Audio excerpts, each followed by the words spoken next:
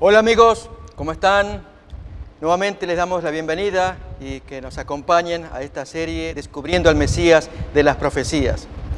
Cada vez que estudiamos estos temas, el corazón se complace en escuchar la palabra de Dios, la enseñanza del Cristo, lo que Él vino a traer a la humanidad ya desde las profecías mesiánicas que lo anunciaban y cuando Él llegó a la tierra y las enseñó, las vivió, estuvo con los pobres, con la gente en general, trayendo su programa del reino mesiánico. En esta ocasión vamos a estudiar algo que tiene que ver con las apariencias, ¿sí? Cuando el Señor estuvo aquí en la tierra le dio mucha importancia a este tema. Ya una profecía hablaba de ello, de que Él no tendría atractivo para que lo deseemos. Bien, vamos para ello entonces a mirar en Isaías capítulo 52, desde el versículo 13 en adelante. Veremos cómo se expresa la profecía respecto de la aparición del Cristo. He aquí que mi siervo será prosperado, será engrandecido y exaltado y será puesto muy en alto. Como se asombraron, o de la manera en que se asombraron de ti muchos, de modo que fue desfigurado de los hombres su parecer y su hermosura más que la de los hijos de los hombres, así también Él asombrará a muchas naciones. Los reyes cerrarán ante Él la boca, porque verán lo que nunca les fue contado y entenderán lo que jamás habían oído. ¿Quién ha creído a nuestro anuncio y sobre quién se ha manifestado el brazo de Jehová? Subirá cual renuevo delante de Él y como raíz de tierra seca, no hay parecer en Él ni hermosura. Lo veremos, pero sin atractivo, para que podamos desearlo. Bien, esta es la presentación que el texto mesiánico anuncia de la aparición de Jesús. Él no vendría con atractivos o con pompa, o de alguna forma que atrajera lo natural en el hombre, a través de los ojos o de los sentidos, quedarnos agradados, ligados al individuo que se presenta de esa manera. Por el contrario, el Cristo se manifestó una persona muy humilde, de hecho Él se describe a sí mismo, manso y humilde de corazón, y lo demostró en su enseñanza, en sus acciones, siempre humilde, como decimos comúnmente, de perfil bajo, pero tan poderoso con las enseñanzas que cautivaban a aquellos que meditaban en ello.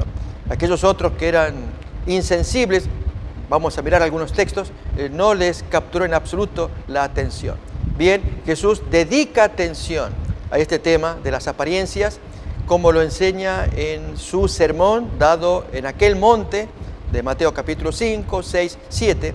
Y en el capítulo 6 del versículo 1, prestemos atención a estas enseñanzas, son varias, que tienen que ver con la apariencia exterior. Guardaos de hacer vuestra justicia delante de los hombres, para ser vistos de ellos. De otra manera, no tendréis recompensa de parte de vuestro Padre que está en los cielos. A lo sumo, la recompensa de los humanos. Cuando pues des limosna, no hagas tocar trompeta delante de ti como hacen los hipócritas en las sinagogas y en las calles, para ser alabados por los hombres. De cierto os digo que ya tienen la recompensa que ellos querían, ya la tienen. Cuando tú des limosna, no sepa tu izquierda lo que hace tu derecha, para que tu limosna sea en secreto, y tu Padre que ve en lo secreto, Él te va a recompensar. Amigos, hablemos de este tema de las apariencias, especialmente aquella práctica de mucha gente que, como dice el versículo, un poco exagerando, pero es real, que tocan trompeta, es decir, vean lo que voy a hacer acá. Y entonces hacen cosas para que la gente los mire, los aplaude, puedan darles reconocimiento. Bien, ese es el único reconocimiento que van a tener, esto es de parte de los hombres, porque de Dios no reciben nada. ¿Por qué los seres humanos somos tan afectos, tan débiles para dejarnos prender por la apariencia? Miramos a alguien en particular y ya nos figuramos cosas por la apariencia. Dios no quiere que prestemos atención a estas cosas, sino que miremos el corazón. El mero hecho de que el individuo, al entregar una ofrenda, allí toca trompeta, dice, O sea, que se hace anunciar por los demás para que miren que él va a dar una ofrenda. Y los demás miran y, lógicamente, el pensamiento tan bajo y humano de suponer que es una buena o bella persona, porque da la ofrenda, allí todos miran. Amigos, Jesús trae un programa distinto. Él habla al corazón. Dios quiere que esto le prestemos atención. Vamos a ver una enseñanza acerca de la apariencia que la observamos en 1 de Samuel capítulo 16. Allí aparecen principios que deberíamos recordarlo permanentemente. Primer libro de Samuel, capítulo 16. Desde el versículo 1, Dios habla con Samuel, el profeta, que lamenta las acciones de Saúl, el rey que podría haber llegado lejos. Desde un comienzo, Saúl se mostró humilde, agradable, pero apenas tenido el poder, comenzó a cambiar hasta corromperse. Y el profeta Samuel lamentaba ese caso y Dios le dice, ¿por qué lloras? Miremos pues, 1 de Samuel capítulo 16, desde el versículo 1. Dijo Jehová a Samuel, ¿hasta cuándo llorarás a Saúl, habiéndolo yo desechado, para que no reine? No lo quiero sobre Israel. Llena tu cuerno de aceite y ven, y te enviaré a Isaí de Belén, porque de sus hijos me he provisto de rey. Isaí, un hombre ya mayor, que tenía 8 hijos varones, más algunas hijas mujeres también. Y Dios, vemos ahora el Salmo 14:2, se caracteriza por andar recorriendo con sus ojos para ver si hay algún entendido que busque a Dios. Y cuando él va recorriendo, sus ojos se posan en la familia de Isaí porque mira a alguien en particular de esa familia. Miremos el texto. Siempre prestemos atención a este versículo. Jehová miró desde los cielos sobre los hijos de los hombres para ver si había algún entendido que busque a Dios. Dios se goza con observar en la tierra si hay alguien que haga sus oraciones, que busque a Dios, que pida clemencia, que pida oración, tanto por sí, por su familia, como por otros. Que no manifieste en ese sentido egoísmo de orar solamente por sí. Que quiera que aparezca la justicia, que se haga el bien, que desaparezca la hipocresía, que el mal sea frenado, desenmascarado, curado también. Dios ama a esa gente, que se le parecen a Él y que nadie los ubica, excepto Dios que con sus ojos recorre. Y en este caso, miró a la familia de Isaí y le encarga pues a Samuel, al profeta, vete a esa casa, a esa gente y prepárate con ellos. Pero Samuel tiene sus precauciones. Miremos entonces cómo sigue el relato.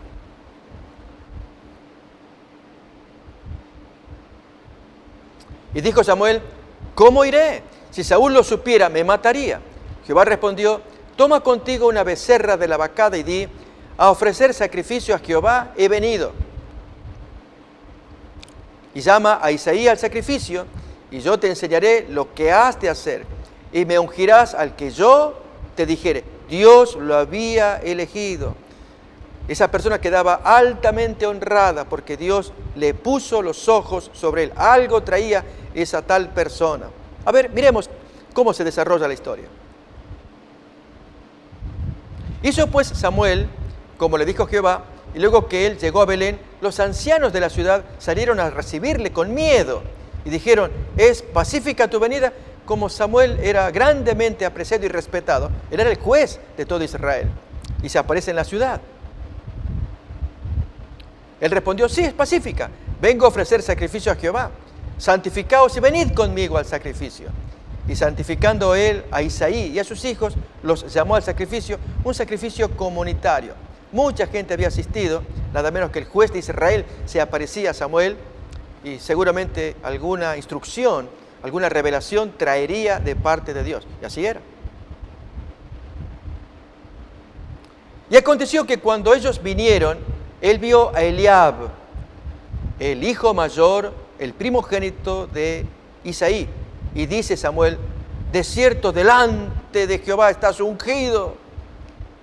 Quedó agradado, quedó impactado Samuel para decir estas palabras en su corazón.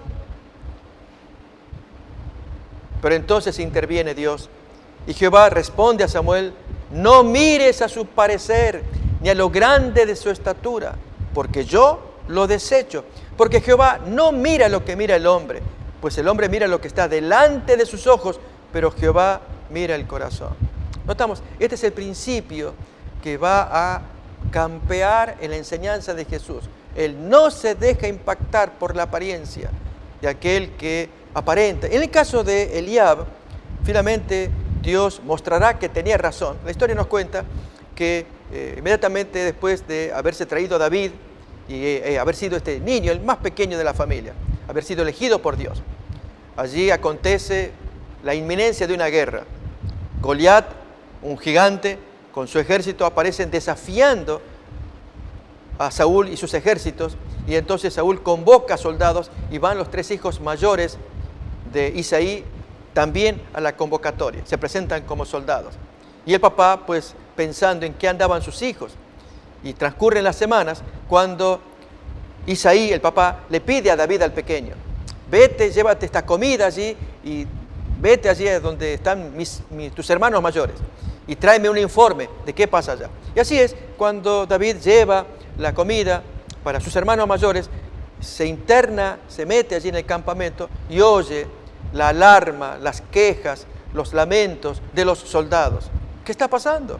Y todos allí con miedo, y es que Goliat amenazaba destruirlos a todos, gigante como él era. Y entonces agregan los soldados: pero el rey Saúl dijo que aquel que se enfrente con Goliat le va a dar un premio, le va a eximir de impuestos, le va a dar la hija también. A ver, que alguien se anime y pelee contra Goliat. Y así, cuando él está observando esta situación, aparece el hermano mayor, Eliab. Acordémonos que había conquistado el corazón de Samuel, por lo bello, por lo alto, por lo fuerte. Y este Eliab mostró lo que era una muy baja y ruin persona, porque en lugar de pelear contra Goliat, allí encara al jovencito, al hermanito: ¿qué haces acá? Entonces David le entrega la comida. No, yo sé para qué has venido. Has venido de curioso, para ver qué está pasando acá. Tú tienes que estar allí en los campos con los animales. Vete de acá.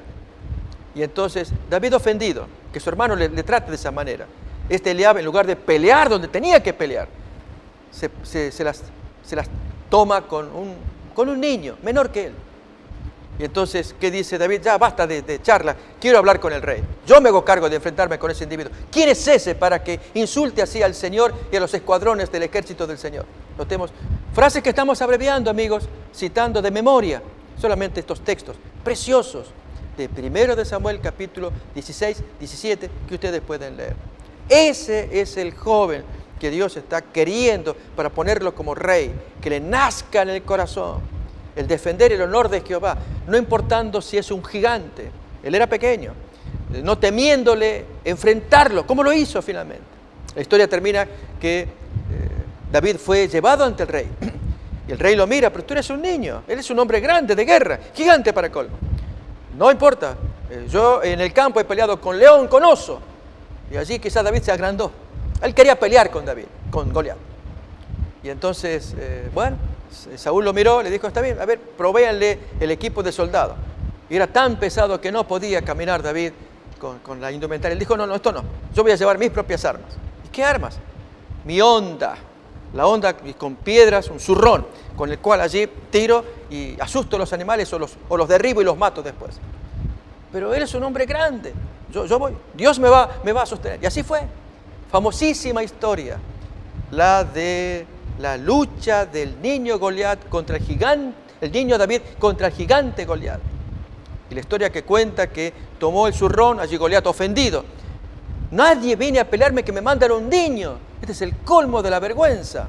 Bien, a ti, ahora te mato y te tiro como carne de las carroñas, de las aves carroñeras. Y entonces David, ¿qué le dice?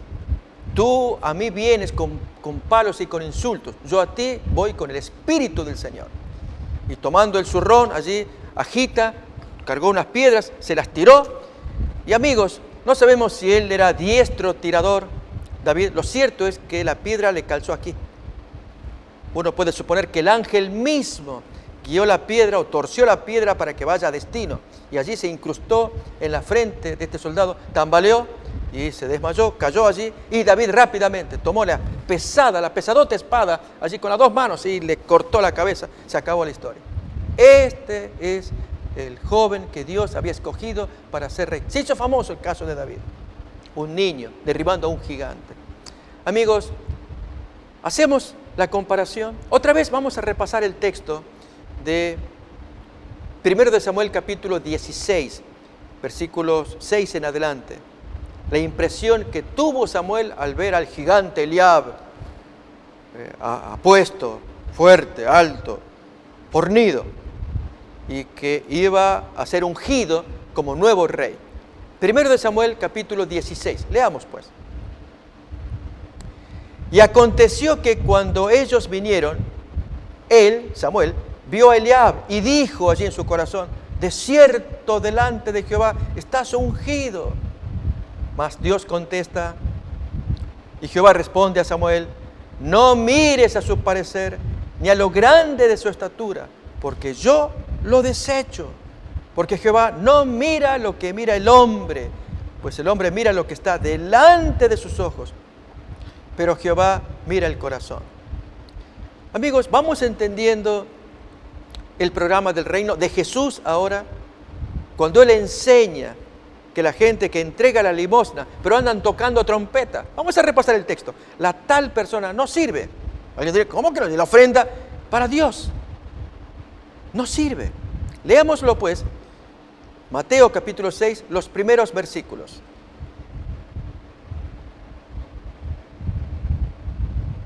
Guardaos de hacer vuestra justicia delante de los hombres, para ser vistos por ellos. De otra manera, no tendréis recompensa de vuestro Padre que está en los cielos. Cuando pues des limosna, no hagas tocar trompeta delante de ti, como hacen los hipócritas en las sinagogas y en las calles, para ser alabados por los hombres. De cierto os digo que ya tienen esa recompensa de la alabanza de la gente. Mas cuando tú des limosna, no sepa tu izquierda lo que hace tu derecha. Qué interesante, amigos. Aún ni las dos manos debieran estar juntas. Es lo que nos quiere decir que lo que hace una, acaso la otra no lo hace. No hacemos movimientos simétricos con nuestro cuerpo, nuestras manos. Nos cuesta hacer algo que sea asimétrico. Con los pies lo mismo. Por lo tanto, si vamos a dar una ofrenda, tomamos la cartera, abrimos la cartera, están las dos manos. Jesús dice, ni siquiera eso, que ésta no sepa, para que sea tan oculto, porque Dios observa el corazón, que nadie se dé cuenta. Amigos, este principio que Jesús está enseñando es el que quisiera que lo adoptemos. Forma parte del programa del reino de Jesús, de la edad mesiánica, que Él querrá imponer luego del destierro, de la erradicación del mal, donde los hombres puedan vivir según la enseñanza del Maestro, que ya desde hace 2000 años lo incorporó en la tierra, y gente lo vivió por tiempos, milenios. Pensemos, Jesús enseñó estas cosas allí en 3 años y medio, desde el año 27 hasta el año 31. Esta enseñanza está entre los comienzos, quizás 27, 28 de la era cristiana. Calculemos hasta el año 64, el tiempo que hay, menos de 40 años. Desde el año 28 vamos a poner 36 años más tarde. ¿Qué pasa en el 64? Julio del año 64. Allí se pone a prueba toda la enseñanza del Maestro. Fue algo impactante y mundial. Nerón desata la terrible persecución contra cristianos. Se quema Roma. Luego la historia va a comprobar que fue Nerón el que quemó la ciudad de Roma. De los 14 distritos, 11 fueron destruidos. Y buscando un chivo expiatorio. Allí él mismo creó, gracias a su mujer Popea, asociada con los judíos, creó mala voluntad contra los cristianos. Y buscando desviar la atención del pueblo que ya veía en Nerón, de las locuras que este hombre traía consigo, con la creación de Nerópolis, es decir, la ciudad de Nerón, quemando Roma para construir una nueva. Mientras la ciudad era quemada y la gente pedía los carros de bomberos de aquel tiempo, tanto Tácito como Suetonio, 2 historiadores romanos de aquel tiempo, cuentan que los carros que supuestamente llevaban agua, parecía que llevaban combustible, porque más se acentuaba el incendio. Efectivamente era el plan de Nerón, pero había que buscar un culpable. ¿Quién es? Los cristianos. allí se desata la ferocísima persecución contra los cristianos. Famosa en la historia, fue la primera grande que se haya producido a nivel mundial. Pues Nerón ordenó la matanza de todos ellos como culpables de la quema de Roma. Y allí los cristianos fueron puestos a prueba en las enseñanzas del Cristo, en el programa de misión, de enseñanza que el Cristo ya había instaurado. ¿Cuánto? Dijimos aproximadamente unos 36 años atrás. Había calado tan profundamente en la sociedad, la gente que estaba hambrienta de una enseñanza como la que Jesús proponía, que apelaba al alma, al corazón, a que haya cambios adentro, desde el interior hacia afuera, de modo entonces que pudiera como levadura afectar a otros. Finalmente ocurrió hasta que el mismo imperio colapsó gracias a la influencia del cristianismo. Pero aquí que cuando Nerón desata la persecución, los cristianos tan humildes, tan sumisos, sufrieron toda suerte de atropello, desde ser empalados, quemados allí para hoguera nocturna, también comidos por las fieras, embadurnados de miel o fluidos dulces y comidos por las hormigas o insectos. En fin, de esto dan cuenta, Tácito especialmente, que cuenta estos horrores, para luego él mismo escribir que con tanta maldad y ensañamiento que Nerón ponía a estas ejecuciones, que el mismo pueblo entendió que no eran ellos, que el mismo Nerón, de las maldades que él hacía, se notaba que él era el culpable, que quería tapar la culpa de la quema de Roma en esta gente.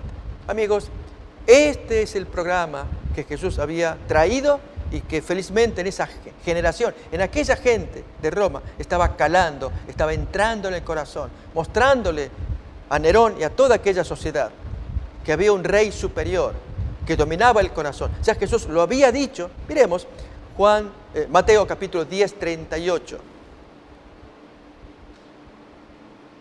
Y los creyentes prestaban atención a esta enseñanza. Por eso no le tenían miedo a Nerón. El que no toma su cruz y sigue en pos de mí no es digno de mí. Allí el creyente estaba seguro de que tomando al maestro, siguiéndole a él, no tenía por qué temer. El que no toma su cruz no es digno de mí. Tomar la cruz de Jesús, seguirlo. Bien, esto es lo que hacían los cristianos de aquellos días. Tanto que cuando crecieron las persecuciones, hubo un cristiano que decía, Tertuliano, él dijo: mátennos, que la sangre de los cristianos es semilla. Esto significa que si morían 10 cristianos, allí 40 paganos se levantaban convirtiéndose en cristianos, porque esta gente observaba que eran algo distinto, ¿sí? Porque el corazón de ellos había sido afectado, el de los cristianos, y estos paganos nuevos estaba siendo afectado. El corazón, no la apariencia. Vemos entonces, seguimos examinando Mateo capítulo 6, habíamos leído el versículo 2. El Señor recomienda cuidarse de la doctrina de los fariseos hipócritas que tocan trompeta. Si cuando haces misericordia, das limosna, que tu mano derecha no sepa lo que hace la izquierda y viceversa. Hazlo en secreto. Leemos el versículo 4 ahora.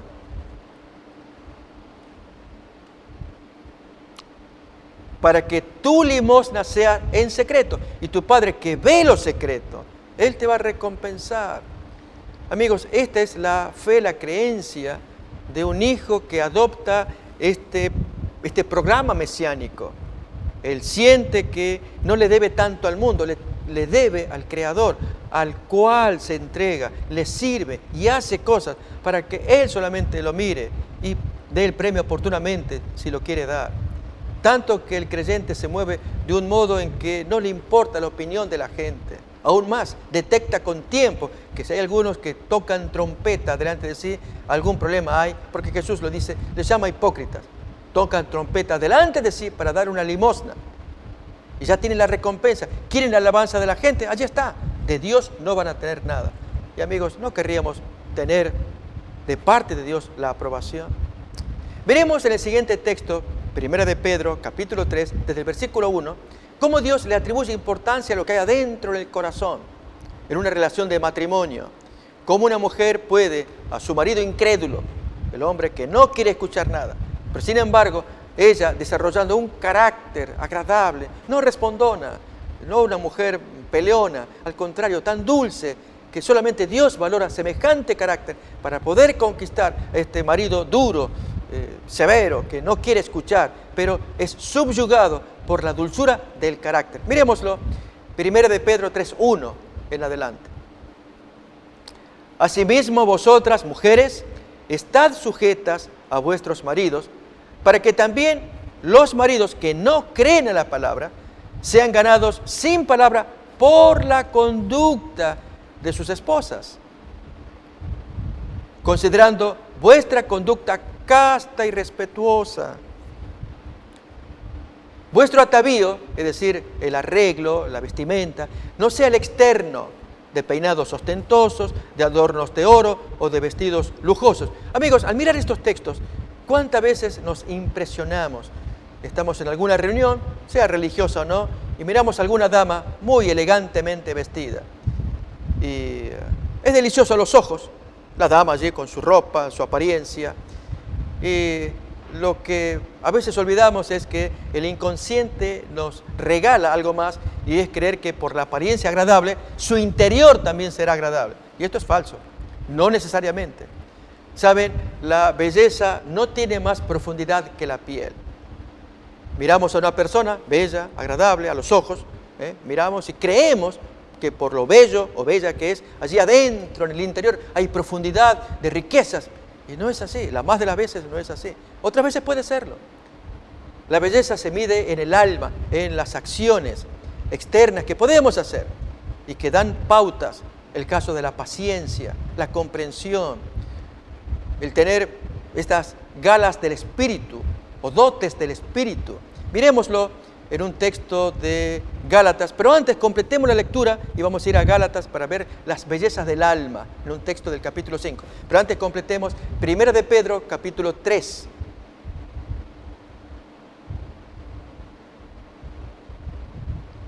Sino, el texto anterior decía que el atavío no sea el externo, sino el interno, el atavío del corazón, en el incorruptible ornato o arreglo, adorno, es sinónimo, de un espíritu afable, apacible, que es de gran estima delante de Dios.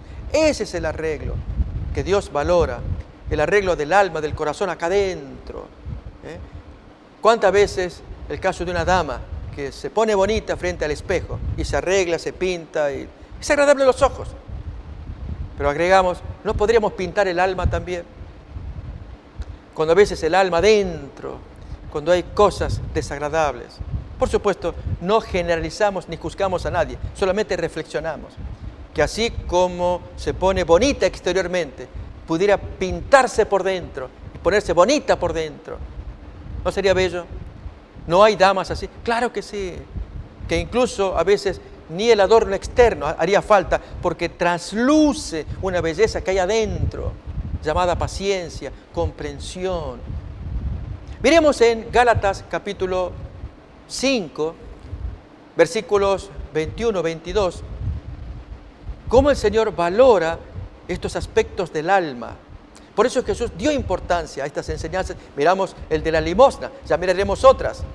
Dios no es engañado por aspectos exteriores. Él es conquistado cuando por dentro hay algo, una riqueza, como miró en David, que recorrió con sus ojos y posó su alma, sus ojos, allí en David. Y David lo demostró. Miremos pues Gálatas capítulo 5.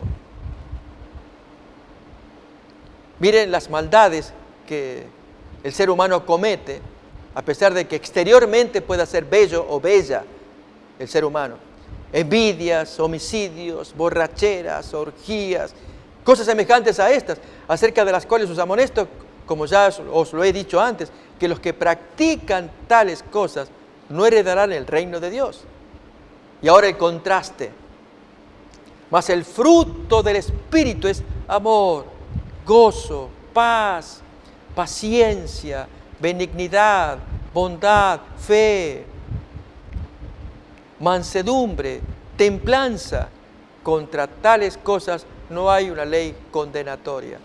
Allí el Señor exalta a la persona que tiene tal belleza, tales dotes del Espíritu, que lo manifiesta en su paciencia, en su bondad, en su templanza o dominio propio. El Señor le da importancia al Espíritu. Miremos aún en el diálogo que hubo entre Jesús y la mujer samaritana, ¿nos acordamos? Cuando la mujer, allí sorprendida porque Jesús le conoce su historia. Tú has tenido 5 maridos y el que tienes no es tu marido. ¿Cómo sabes que es un profeta? La mujer quedó sorprendida y desvió la conversación. Allí en San Juan 4:22, miramos que la mujer introduce un concepto nuevo en el diálogo que tiene con Jesús. Leemos el versículo 20 también, vamos a poner 4:20. Nuestros padres adoraron en este monte, dice la mujer, y vosotros decís que en Jerusalén es el lugar donde se debe adorar. Jesús responde, mujer, créeme que la hora viene cuando ni en este monte ni en Jerusalén adoraréis al Padre. Vosotros, los samaritanos, adoráis lo que no sabéis. Nosotros, los judíos, adoramos lo que sabemos porque la salvación viene de los judíos. A ellos les fue revelada la palabra de Dios, como cuenta Romanos 3:2. Pero la hora viene, y ahora es, cuando los verdaderos adoradores adorarán al Padre en espíritu y en verdad, allí en el interior del alma, no exteriormente yendo a un monte o a otro, porque también el Padre tales adoradores busca que lo adoren. Dios es espíritu, y los que lo adoran en espíritu y en verdad es necesario que adoren. Así como Dios es un pensamiento, un ser que lo llena todo, es espíritu y piensa, así también nosotros, con nuestros pensamientos, nos comunicamos y así le adoramos. En lugar de llevarnos por la imagen externa, en este caso miramos la limosna que uno toma y entregue creyendo con ello que está cumpliendo con Dios, mientras al mismo tiempo recibe la alabanza de los hombres. Miremos a continuación el siguiente ejemplo que Jesús cuenta en Mateo capítulo 6. Esta vez tiene que ver con la oración. Primeramente dijimos la limosna, damos la ofrenda, damos la caridad a la gente, y en lugar de sacar la billetera dijimos y mostrar allí ante todos, bien, que nadie se dé cuenta. Perfil bajo decimos a veces, y hacemos la bondad que queremos hacer. Dios observa. Lo mismo también con las oraciones. Miremos pues Mateo capítulo 6, versículo 5. Cuando ores, no seas como los hipócritas, porque ellos aman el orar en pie en las sinagogas y en las esquinas de las calles, para ser vistos de los hombres. De cierto os digo que ya tienen su recompensa. Actualmente, y aún completamos el texto, podemos leerlo también, el versículo 6. Mas tú cuando ores, entra en tu aposento o cuarto, y cerrada la puerta, ora a tu Padre que está en lo secreto. Y tu Padre que ve en lo secreto, Él te va a recompensar. Decíamos que actualmente en zonas de Oriente, especialmente en zonas islámicas, allí se acostumbra a orar 5 veces al día. Suenan unas campanas y cada cual suspende lo que estaba haciendo para dedicar ese tiempo a una silenciosa oración. Si estaba con el comercio, si estaba haciendo alguna actividad, pues suspende todo. Quiero contarles un testimonio, amigos, y esto solamente sirva como ilustración de lo que pasa cuando una persona ora con una apariencia externa y sin embargo el corazón está sin cambios. El individuo no manifiesta cambios. Y Dios no puede ser engañado por manifestaciones externas. Esto le ocurrió a mi hermano años atrás. Trabajaba allá en mi país, Argentina, en un servicio de café, en una compañía que elaboraba café. Y su dueño era de estas religiones orientales. Y entonces había entrado a su cuarto, se puso su equipo allí, su lienzo sobre su cabeza, y allí con el libro delante, haciendo sus oraciones, inclinándose. Y mi hermano pues allí se movía, pero él había dicho que nadie me interrumpa en mis oraciones. Sí, patrón, como usted ordena. En ese momento pues tocan el timbre, Mi hermano va a asistir y le dice allí, sí, ¿qué desea, señor? Quiero hablar con tu jefe. Disculpe, él está ocupado. ¿Qué está haciendo? Está con... Entonces mi hermano contesta, pues está haciendo sus lecturas, sus oraciones. Pero no me venga ese hipócrita que... Así, dile que venga. Entonces mi hermano pues va a verlo y entonces le toca suavemente, no había que interrumpirlo. ¿Qué es lo que quieres? Y le dice, pues hay un señor, y le da el nombre. Y allí se cambió este orante, que hacía la oración, se transformó. Y ambos se conocían, ¿sí? Y no era para menos la transformación. Ya dejó la oración con sus malas palabras y toda la historia que sigue. Amigos, el punto es, no importa la religión, podría ser la cristiana, no importa. Lo que importa es lo que hay adentro en el corazón. Y sirva esto como ilustración. Si Dios no cambia lo que hay adentro, ¿para qué hacemos oraciones? Leamos el texto otra vez. Capítulo 6 de Mateo, versículo 5. Dios quiere cambios adentro en el alma y no manifestaciones externas para que otros crean que andamos correctamente. ¿Queremos engañar a la gente? Sí, lo hacemos. Pero a Dios no lo podemos engañar.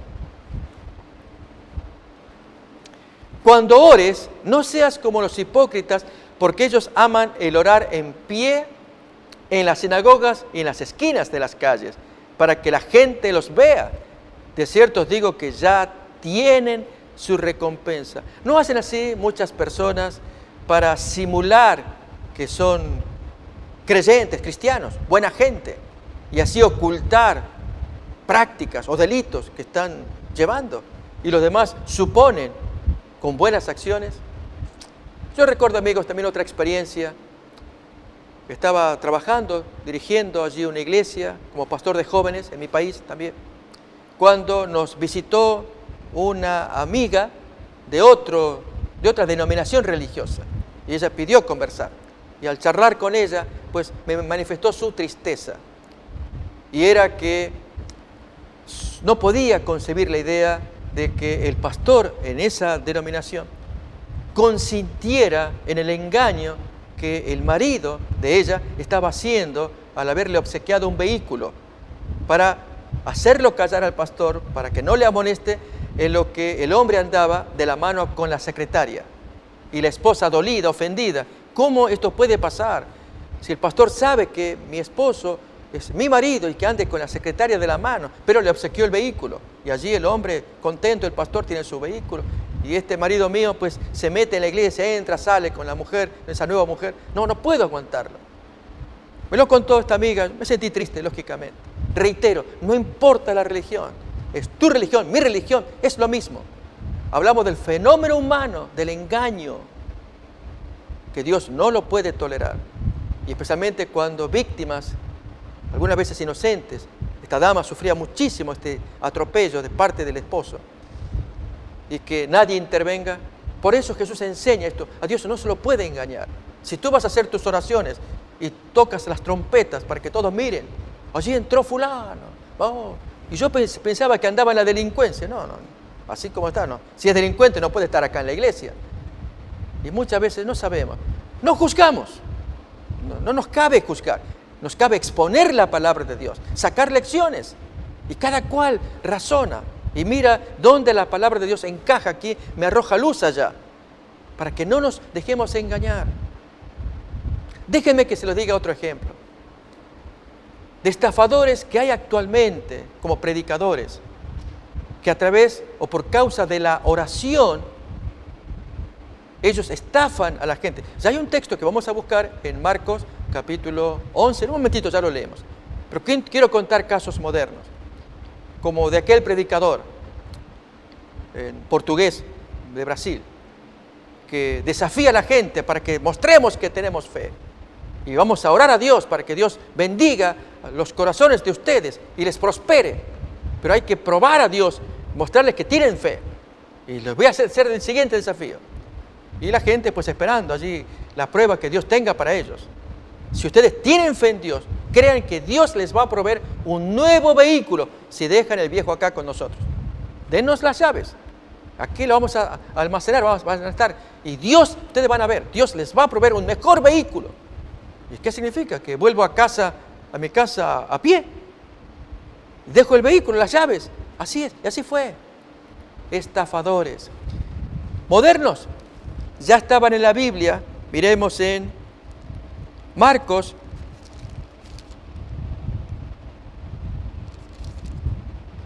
Capítulo 12, desde el versículo 38 en adelante, vamos a ver los dos casos.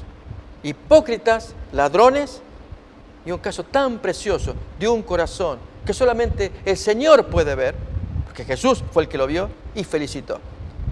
Marcos 12, 38 en adelante.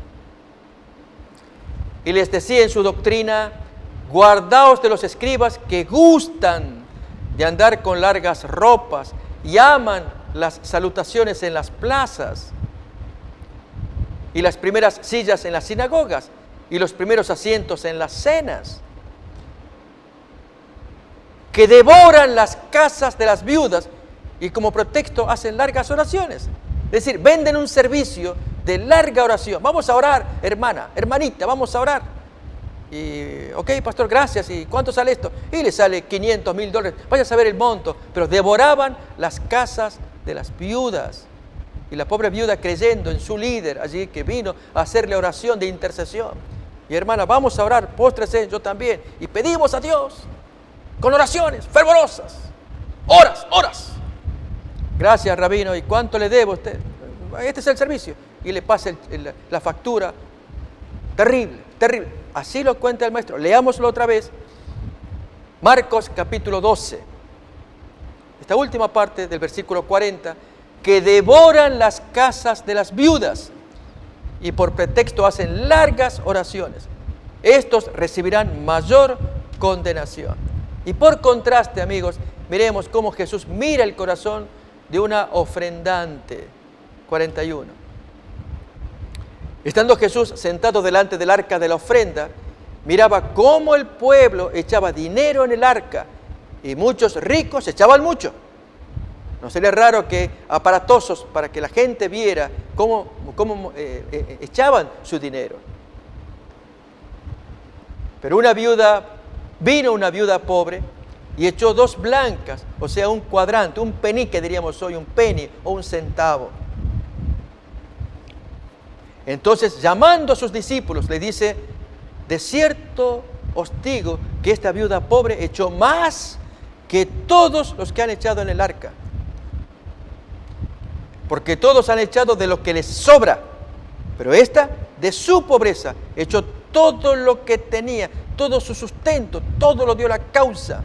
Ama a su Dios, confía en Él, Dios la bendice.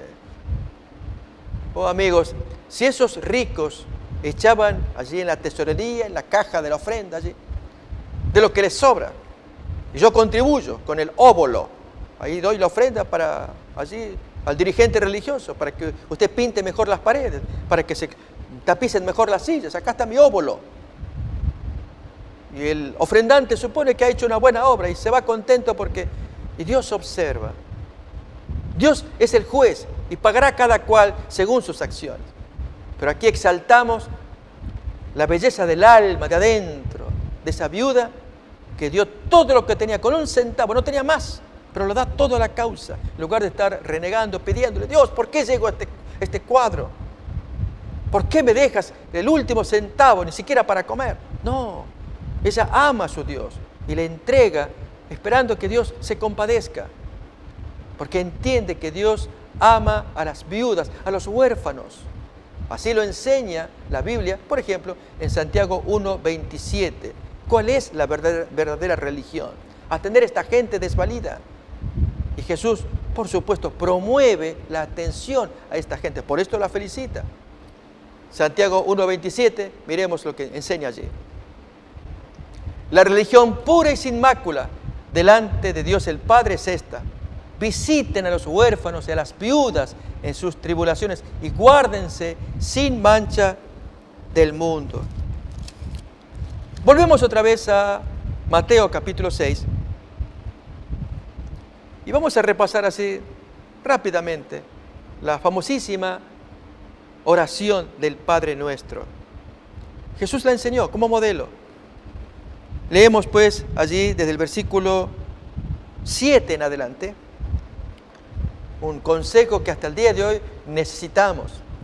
Orando, no uséis vanas repeticiones como hacen los gentiles, que piensan que por su palabrería serán oídos. Y amigos, una oración moderna en que se repite demasiado es el rosario católico. Con el aprecio que los amigos católicos, yo fui católico, estudié en un seminario católico también, el aprecio que yo les puedo tener, no obstante, no quita el señalar este problema. Y es que podemos hacer oraciones mejores que aquellas de repetición contando las cuentas, las bolitas del rosario. Dios quiere que la persona hable, que saque de adentro lo que tiene, que diga lo que siente, como quien cuenta un amigo al otro. ¿Cómo nos sentiríamos amigos si al encontrarnos con alguien y que apreciamos y alguien nos mira, este es mi amigo, pero es aquí que yo he preparado un discurso y le digo, mi querido amigo, hoy me gozo en verte y mi querido amigo, hoy me gozo en verte y saludarte, mi querido amigo, y repetimos. Finalmente el amigo nos va a decir, pero ¿por qué repites tanto? Dime lo que sientes de una vez y ya. Bien, ese es el tipo de oración que está señalado acá. No usen repeticiones. Lo leemos otra vez. Mateo 6, 7, allí nos lo enseña el Maestro. Y orando, no uséis vanas repeticiones como hacen los gentiles, que piensan que por tanta palabrería van a ser escuchados. Dios más bien los ve como necios, porque repiten, como loritos. Y nosotros estamos ante un Dios inteligente, mucho más inteligente, que sobrepasa la imaginación. Y Él nos dice, hijo, hábleme, dime lo que quieras, pero dímelo, yo te quiero escuchar, quiero conocerte, que te expreses. Y entonces Jesús enseña a continuación el Padre Nuestro, un modelo de oración que contiene las características que deberíamos recordar cada vez que nos dirigimos al Padre en la oración. Miremos pues. No os hagáis pues semejantes a ellos, porque vuestro Padre sabe de qué cosas tenéis necesidad antes que vosotros le pidáis. Y ahora sí, el Padre Nuestro, versículo siguiente.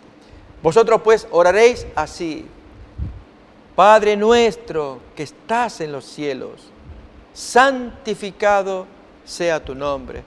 Miremos, amigos, cómo Jesús le da importancia a que respetemos el nombre del Padre. Esto en consonancia con la observancia del tercer mandamiento. No tomarás el nombre de Dios en vano. En este caso, que el nombre de Dios sea santificado, que sea respetado, que sea ensalzado, ennoblecido, puesto en alto. ¿Cuántas veces en las discusiones que tenemos como humanos entra Dios en escena y no tenía por qué estar? Son problemas humanos. Algunos hasta la locura de hacerle juicio a Dios, como un tal Chambers, acá en Estados Unidos, que le entabló juicio a Dios porque Él es el responsable de las calamidades que hay alrededor y merece que se le haga un juicio, y especialmente su Biblia, donde allí menciona los actos calamitosos de parte de Dios cuando destruye naciones. Y hacemos estas cosas. De hecho, cuando Él entabló juicio, esperando que Dios aparezca, el juez, esto cuenta allí una crónica, esperó unos meses para darle curso a esta situación, porque el individuo, Chambers, imponía que se le haga juicio a Dios. Pero es aquí que el juicio fue desestimado por ausencia del acusado. Bien, es ridículo, pero creo que todos tenemos que asumir que vivimos en este mundo entre nosotros, ustedes y yo. ¿Y cómo hacemos para convivir juntamente? ¿Quiénes son creyentes? ¿Quiénes no lo son? ¿Quiénes atribuyen a fuerzas espirituales superiores? Muchos casos, muchas situaciones, otros que atribuyen a fuerzas meramente humanas, sea lo que fuere, pero hay una ley entre nosotros y es amarnos al prójimo, el uno al otro como nos amamos a nosotros, respetarnos, hacer que la convivencia pueda ser pacífica y cada cual crea lo que quiera mientras no dañe a otro prójimo. Pero este que cree que hay algo superior no puede quedarse callado, sino que se le permita, por la libertad de expresión, decir las cosas que puedan ser bendición para otros. De allí el placer que tenemos aquí como producción de este canal, la libertad que se nos permite expresarnos con todos los amigos que nos acompañan, que apoyan el programa, y decir las cosas que queremos compartir, que hay un Dios amoroso, que perdona, que oye, que atiende, tal como Jesús nos lo enseña en el Padre Nuestro y que continuamos todavía más.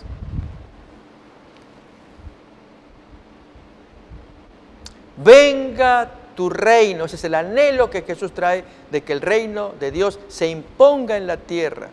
Hágase tu voluntad, como se verifica en el cielo en medio de los ángeles, así también en la tierra, por libre decisión, que la gente adopte, acepte hacer la voluntad de Dios. ¿Y cuál es ella? Los 10 mandamientos. Y a partir de ahora, las situaciones personales, domésticas. El pan nuestro de cada día, dánoslo hoy. Orar y Dios contesta, porque Jesús enseñó ese Padre Nuestro. Pedir por la comida, por la vestimenta, Dios lo provee. Y perdónanos nuestras deudas o pecados, como también nosotros perdonamos a aquellos que nos ofenden, a nuestros deudores. Y no nos metas en tentación, sino líbranos del mal, porque tuyo es el reino, el poder y la gloria por todos los siglos. Amén. Jesús con ello nos enseña en esta oración las bases de su reino mesiánico, su programa de acción, su evangelio. Es lo que Él trae. Quieren ser como Dios, como hijos de Dios. Este es el programa. Asúmanlo, incorpórenlo, practíquenlo. Y amigos, Dios se goza con que esta oración cada vez se promueva más. Como decía, Padre Nuestro, reconocer que Dios es nuestro Padre. Santificado sea su nombre, respetado, ensalzado, considerado, estudiado, puesto allí en el medio para que el hombre lo examine. Venga tu reino, anhelar que se imponga el reino, la voluntad de Dios, que así como se hace en el cielo, se imponga también en la tierra, pero voluntariamente, aunque Dios tendrá que actuar oportunamente. Y luego pedir por nuestros menesteres. Dame el pan de cada día, yo lo necesito, la vestimenta, el cubrir a mi familia, y especialmente que me perdones, pero Dios me pone la condición, quiero que tú también perdones, y me cuesta, pero lo tengo que hacer si es que Dios me quiere perdonar, o necesito que me perdone, perdonar a mi prójimo, y pedirle finalmente, ayúdame a no meterme en la tentación, no caer en la tentación, sino líbrame del mal o del malo o del maligno, como dice en el original. Amigos, ese es nuestro Jesús, que trae una plataforma de gobierno que la quiere imponer para que nosotros voluntariamente aceptemos los principios de esta edad mesiánica que Dios oportunamente impondrá en la tierra. ¿Querríamos aceptarlo? ¿Queremos considerar todo lo que estamos escuchando? Mateo capítulo 5, el programa de Jesús. Es lo mejor para nuestra vida. Seguiremos examinando todavía más estas enseñanzas de Jesús, de acuerdo a las profecías que anunciaban que vendría el Cristo y traería justicia y verdad. El Señor da placer a nuestro corazón si queremos escuchar su enseñanza. Amigos, deseamos que Dios los bendiga, que guarde sus corazones, los guarde en paz, que ustedes puedan sentir que Dios está con ustedes bendiciéndolos. Y nos encontraremos en la siguiente emisión. Hasta entonces, buenas noches.